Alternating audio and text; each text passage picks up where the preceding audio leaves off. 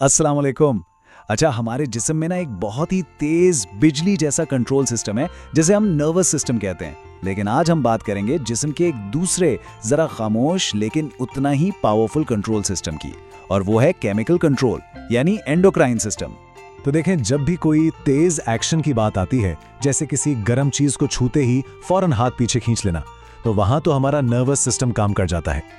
लेकिन सवाल ये है कि जिस्म उन तब्दीलियों को कैसे हैंडल करता है जो बहुत आहिस्ता आहिस्ता होती हैं, मतलब लंबे अरसे तक चलती हैं, जैसे हमारा कद का बढ़ना या फिर हमारे जिस्म का एनर्जी इस्तेमाल करने का तरीका जिसे हम मेटाबॉलिज्म कहते हैं।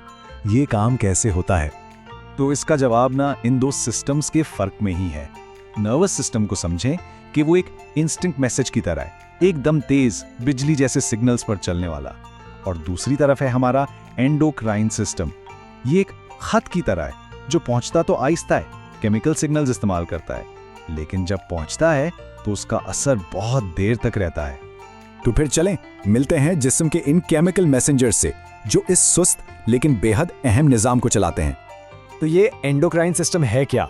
असल में ये गुदूद यानी ग्लैंड्स का एक पूरा नेटवर्क है। ये ग्लैंड्स केमिकल मैसेंजर्स छोड़ते हैं ताकि जिस्म के अलग अलग कामों को कंट्रोल किया जा सके।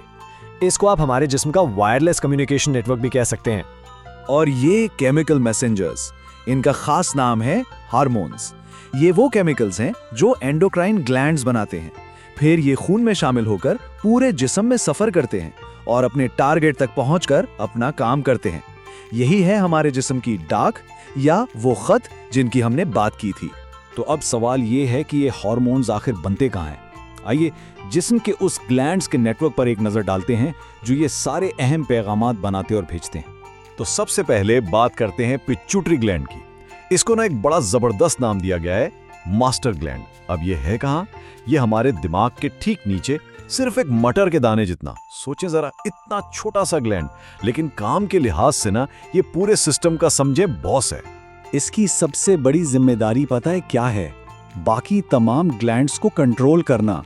ये बिल्कुल एक ऑर्केस्ट्रा के कंडक्टर की तरह काम करता है, जो ये देखता है कि जिस्म के बाकी सारे ग्लैंड्स अपना अपना काम सही वक्त पर और बिल्कुल ठीक तरीके से करें। ठीक है, अब आगे बढ़ते हैं। हमारी गर्दन में मौजूद है अगला अहम ग्लैंड, थायराइड ग्लैंड। इससे आप जिस्म के इंजन रूम का मैनेजर कह सकते हैं।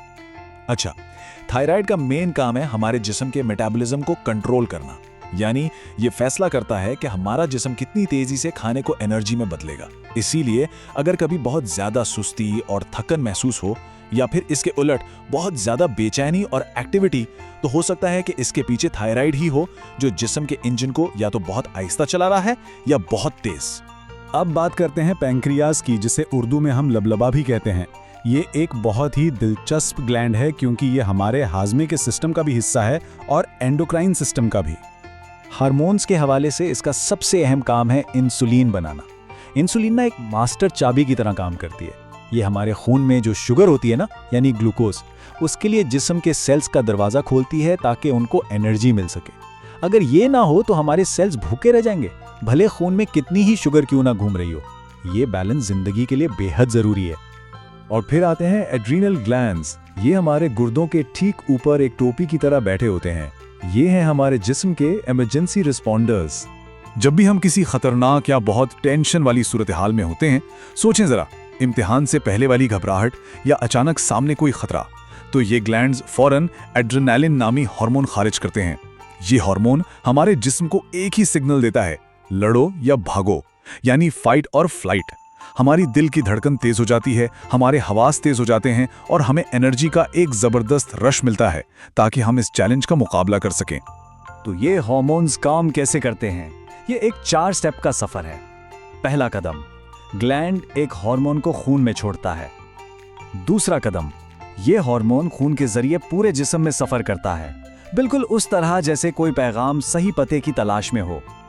तीसरा कदम, ये अपने खास टारगेट यानी टारगेट ऑर्गन को पहचानकर उससे जुड़ जाता है।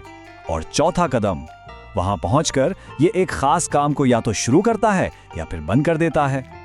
कितना सादा लेकिन कितना मौसर निजाम है। अच्छा, अब जब हम ये समझ गए हैं कि हार्मोन्स कैसे काम करते हैं, तो आइए जिस्म के इन दोनों कंट्रोल सिस्टम्स का आमने सामने मुवाजना करते हैं।